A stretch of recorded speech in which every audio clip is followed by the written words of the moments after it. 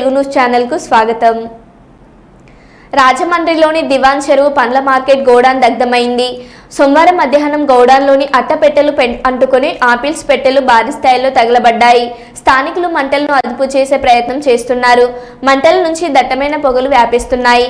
దీంతో జాతీయ రహదారిపై ప్రయాణించేవారు తీవ్ర భయాందోళనకు గురయ్యారు. అగ్నిమాపక సిబ్బంది ఘటనా స్థలానికి చేరుకుని మంటలను అదుపు చేయడానికి యత్నిస్తున్నారు.